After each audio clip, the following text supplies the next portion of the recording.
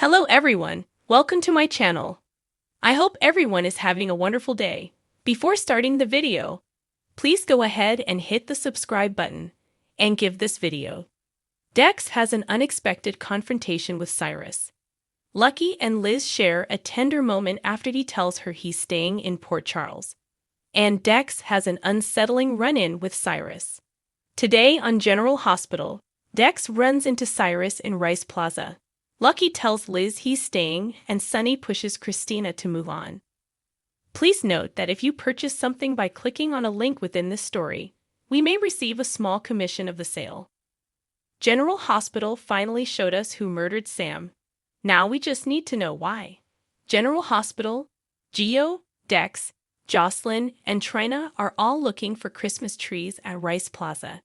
When they find one, Gio and Dex point out they've looked at every tree there and want to be sure it's the perfect one for Trina and Joss. Dex then reminds the ladies that they need a tree stand, and the two run off, leaving him and Gio to guard the tree with their lives. Dex is about to give money to a charity box when Cyrus appears before him. Cyrus greets him and, after some probing, says he'll follow the letter of the law and abide by his sister's wishes, staying away from the family. Dex points out he saw Cyrus at GH on Halloween, after he was told to stay away, and Cyrus replies, "Hand to God. I was not there to see Lulu on Halloween." In the plaza, Lucky watches a guy play guitar and tosses money into his case, smiling wistfully at the families. Just before he quite literally runs into Liz, she asks how Lulu's doing, and after saying how well she's doing, he asks about Aiden. He wanted to go to the mall instead of tree shopping with Mom, so Lucky joins her as her wingman. He promises to get her a real tree, not some tiny thing that wouldn't fit her ornaments.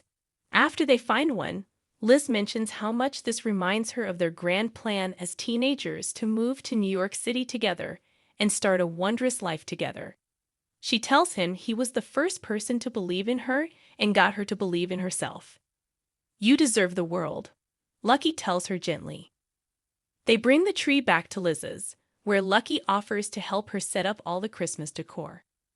He wants to surprise Aiden with a Christmas wonderland when he gets back. They start decorating, and Lucky opens up a bit about breaking the news to Lulu about their dad's death. Liz was always envious of their family relationship and Luke being an actual dad and friend. She hopes she'll have that with her boys. Lucky assures her she will, then casually says he decided to stick around. Liz wants to know how long. "For the foreseeable future." Liz says Aiden will be happy to hear it, and she's happy for his sake. When Lucky pushes, she admits she doesn't hate the idea. But Lucky admits he's got to find a job if he's staying. Liz suggests he revisit an old dream and try his hand at being a busker. Then she runs to grab a guitar to give him. Alexis arrives home, wanting to talk to Molly about what Christina said at the courthouse. Molly stops her in her tracks, wanting to leave so Alexis isn't put in the middle of her and Christina. Alexis doesn't want to lose another daughter, but that's why Molly has to leave. If it looks like Alexis is siding with her, she'll lose Christina. Alexis insists she's not taking sides. If Christina feels that way with Molly staying there, that's between mother and daughter. Molly needs a place to stay and grieve however she needs and wants, regardless of what TJ and Christina say. Molly then asks her mom what Alexis thinks Ava did. More. Meet Eva LaRue's real-life daughter. Alexis says the jury arrived at a fair verdict given the circumstances. She hopes Christina can someday see that too. And she understands exactly where Molly's coming from, much to her daughter's relief. It makes her feel less alone, and Alexis assures her she isn't, then gets her to say she'll stay there at least until she figures out where she's going. Martin excitedly greets Laura, wanting to hear all about Lulu's miraculous recovery. Doki has a few questions about the Cyrus mix-up. He's horrified about Cyrus claiming medical control, but loves how Lulu pulled off her escape. It's fine though, she got a restraining order. They talk about Lulu some more and Laura's worry that her daughter's trying to rush her recovery and getting back to her life.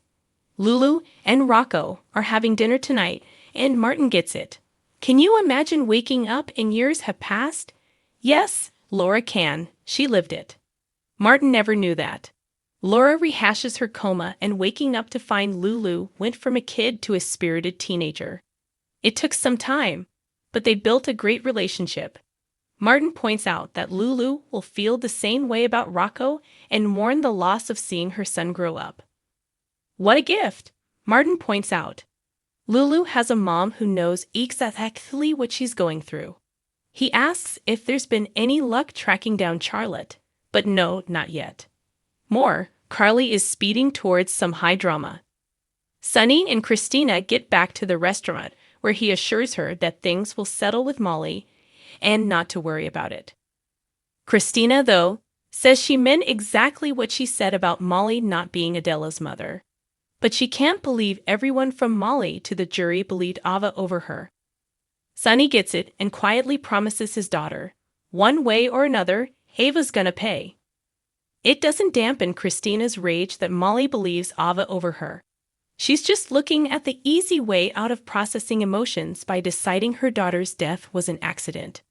But no matter what, Christina's going to make damn well sure Ava gets justice. Sunny's proud of Christina. She did everything she could for her daughter. You're done now. You let me deal with Ava. She has to find a new purpose.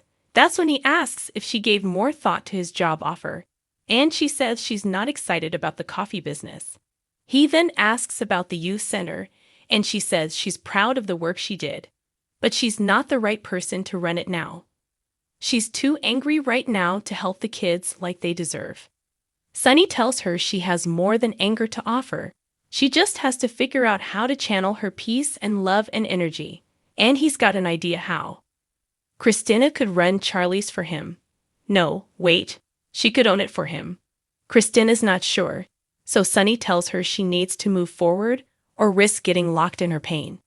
He then tells her that if she says no, he'll have to sell Charlie's and doesn't want to do that. This would be a favor for him, not charity for her.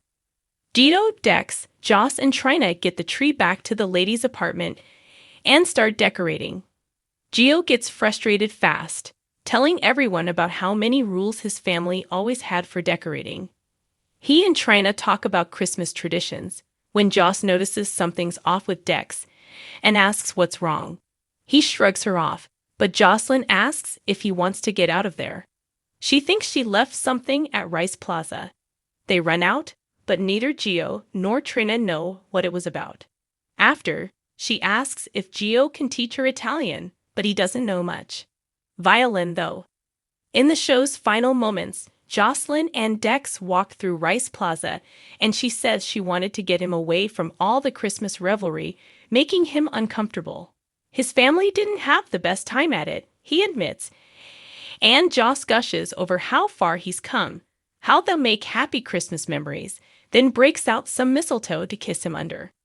Shortly later, they're in the bedroom, stripping down and going at it while music plays over their lovemaking. Christina isn't sure about Charlie's, but Sunny won't take no for an answer. The pub can be whatever she wants it to be. Now it's time to take care of yourself. She promises to think about it for real, and they shake. Alexis begrudgingly tells Molly that she'll respect Molly's boundaries and won't push for her and Christina to make up. She'll be honest with Christina and offer to meet her somewhere else if she doesn't want to go there. She then, even more begrudgingly, says Rick is allowed to visit Molly. Just let her know so she can be gone when he's there. Laura laments letting Valentin go and taking Charlotte with him. Martin says not to beat herself up. He's never met anyone who can compartmentalize things like Val. They both agree he loves Charlotte, but Laura can't get over him taking her and running, which wasn't what was best for her. Liz brings Cameron's guitar downstairs and tells Lucky it's better with him than collecting dust. He starts playing a song and singing for her as we flash back to them as teenagers, and Liz watches with a small smile.